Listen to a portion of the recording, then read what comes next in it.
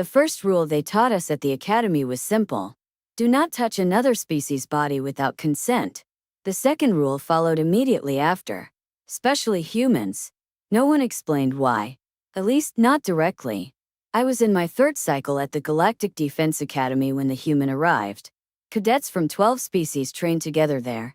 Chosen for aptitude, aggression control, and adaptability. We were meant to become officers, liaisons, commanders, peacekeepers. The kind of beings trusted to stand between civilizations when misunderstandings turned deadly. Humans were still new to that process. They had joined the Union barely 2 decades earlier, and already they were unsettling. Not because they were large. Many species were larger. Not because they were violent. Predators filled the academy. It was something else. Restraint, perhaps. Or history. The human cadet's name was Marcus Hale. He was older than the rest of us. Most cadets were bred or conditioned into service young. Marcus had lived a life before the academy. You could see it in the way he moved slow, deliberate, like someone who measured the cost of every step. He wore the standard training uniform like everyone else, but never fully zipped. That was how we saw it. The mark. It ran across his upper chest and shoulder, visible when he sparred or trained bare-armed. Not fresh. Not glowing. Not implanted. A scar. Thick, pale, and uneven. It looked like it had been burned, then cut, then healed poorly. No symmetry. No pattern. Just damage. First, we assumed it was decoration. Some cultures displayed status through markings, ritual scars, survival brands, honor wounds. I was from the Exil brood. Our carapace patterns recorded victories. To us, exposed markings were a form of pride. So we thought the same of humans. We were wrong. The instructors avoided mentioning it. The senior cadets avoided looking at it. And when Marcus trained, no one sparred him twice. Not because he was unbeatable. Because he never escalated. He absorbed strikes. Redirected force. Ended matches quickly, cleanly, without celebration. No rag. No dominance displace. Just finality. One cycle, during combat theory, Instructor Varesh displayed a hollow projection of human military ranks. Humans, Varesh said, his mandibles clicking, do not display authority the way you expect. The projection shifted medals, ribbons, insignia. Then it vanished. What they value most, Varesh continued, they do not display at all. Someone asked, then how do they recognize one another? Varesh paused. They don't, he said. Not anymore.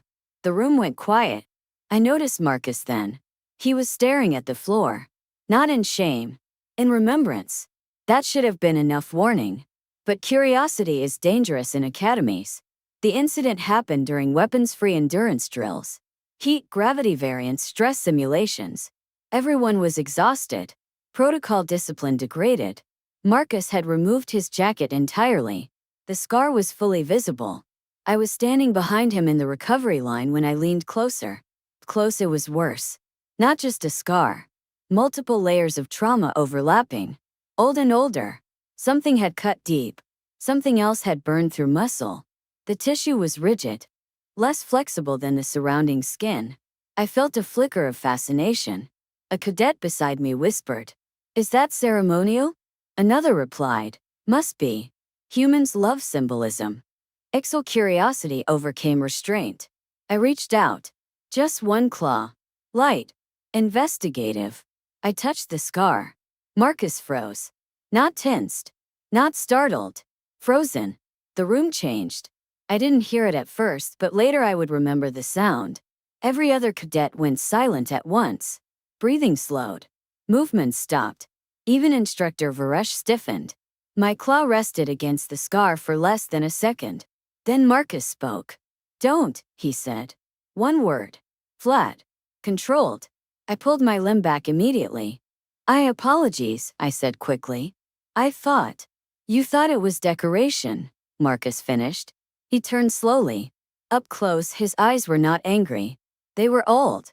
"You're not the first," he said. The silence deepened. Instructor Varesh stepped forward. "Cadet Hale," he said carefully. "This situation." "It's fine," Marcus replied. But his voice said it wasn't. He looked around the room. "At my academy back home," he said. Touching this meant something very specific. No one spoke. It meant you were asking a question, he continued. And you had better be ready for the answer. I swallowed. What does it mean? I asked. Marcus studied me. Really studied me. Then he said, "This mark isn't honor." He tapped the scar once with his finger. "It's survival." The instructor said nothing. The cadets didn't breathe. Marcus continued. "Where I'm from, we stopped wearing medals like this," he said, "because too many people mistook them for glory." He zipped his jacket halfway, hiding part of the scar but not all of it. "This mark means I lived through something that wiped out everyone else who wore the same uniform." A ripple of unease spread. I felt my carapace tighten. "You failed," someone whispered. Marcus's eyes flicked to the speaker. "No," he said. "We held." That was worse. Instructor Varesh finally intervened. "Cadets," he said sharply, "return to formation." No one moved. Marcus looked at me again. "You didn't mean disrespect," he said. "No," I replied quickly. "I swear it." "I know," he said. Then he added quietly, "But you should understand something." He leaned closer, lowering his voice. "When humans mark themselves like this," he said, "it's not to show what we did.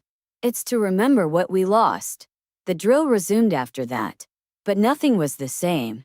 Cadets avoided Marcus more carefully now. Not out of fear. Out of recognition. The scar was not decoration. It was a warning. And we had only just begun to understand it. After the incident, no one touched Marcus Hale again. That alone marked a shift in the academy. Cadets from predator species were used to dominance rituals. Those from hive cultures were accustomed to communal contact. Even the machine can exchanged calibration taps without concern. Touch to us was communication. With Marcus it became taboo. Not enforced by rules. By instinct. The instructors did not punish me for what I had done. That surprised many. Instead, they summoned me to a closed debrief with Instructor Varesh and two cultural analysts from the union. They asked me to recount every detail. Where I had stood. What I had felt. The exact phrasing Marcus used. When I finished, one of the analysts, a soft-spoken avian, folded her wings tightly. "You were fortunate," she said. I stiffened. "Fortunate." Varesh inclined his head. In some human traditions, touching that mark without invitation is considered a challenge. "A challenge to what?" I asked. "To memory," the analyst replied. "And to endurance." They projected archival footage. Not classified combat recordings. Not propaganda. After-action memorials. Human soldiers standing silently before rows of names carved into stone. No banes. No cheers. Just stillness. Then the image shifted. The same soldiers years later. Some missing limbs. Some scarred. Some wearing no insignia at all. "What you touched," Varesh said, "is not a rank marker. It is a boundary." I did not understand. Varesh continued. "Human combat marks are not given. They are not earned. They are survived." That word again. Survived. When we returned to training, Marcus was already there. Nothing about his behavior had changed. That somehow made it worse. He trained as before. Sparred as before. Corrected mistakes when asked. Never raised his voice. But now when he entered a room, conversations dimmed. Not because he demanded space. Because no one wanted to cross whatever invisible lines surrounded him. The other humans, there were only 3 in the academy at the time, began keeping closer to him. Not protective. Respectful. Like junior officers standing near a veteran without needing orders. One cycle later, the truth came out. Not intentionally. During a joint strategy seminar, an instructor referenced an Earth conflict none of us recognized. A defensive engagement. Civilian evacuation under impossible conditions. A holding action that delayed an enemy long enough for billions to escape. The casualty figures appeared. They were catastrophic. I watched Marcus's posture change. Not tense. Closed. The instructor paused. "Cadet Hale," he said carefully. "You served in this theater." Marcus nodded once. "You were part of the rear guard?" Marcus hesitated. Then said, "I was the last one out." The room froze. Someone asked the question no one should have. How many survived? Marcus did not answer immediately. When we deployed, he said, there were 12 of us wearing the same unit patch. He looked at the floor. When we withdrew, he continued, I was the only one who didn't need evacuation. The silence that followed was heavier than anything I had experienced in the academy. Instructor Varesh dismissed the class early. Afterward, I found Marcus alone in the training hall, cleaning a practice blade he had not used. I didn't mean to disrespect you, I said again. He nodded. I know. I didn't understand, I added. No one outside our species ever does at first, he replied. I hesitated. Why don't humans hide the marks then? Marcus looked at me for a long moment. Because hiding them would mean pretending it didn't happen, he said. And we don't do that. Is that why everyone went silent? I asked. Yes, he said simply. Because they realized the mark wasn't about what I could do to them. It was about what I'd already endured. The next week, a new guideline was added to Academy cultural protocols. Human combat marks. Do not reference without invitation. Do not touch under any circumstances. The wording was precise. But the real change wasn't in the rules. It was in how we looked at humans. Before, we saw them as adaptable, persistent, dangerous in a vague way. Now we saw the cost. We understood that when a human stood quietly in a room, it wasn't because they lacked aggression. It was because they had already spent it somewhere else. When Marcus Hale graduated, the Academy did something unprecedented. No ceremony. No applause. Just a corridor cleared as he walked through. Every cadet stood at attention. Not because we were ordered to. Because none of us would ever mistake a human's scars for decoration again. They were not symbols of pride. They were records. And touching them meant touching history that could still bleed.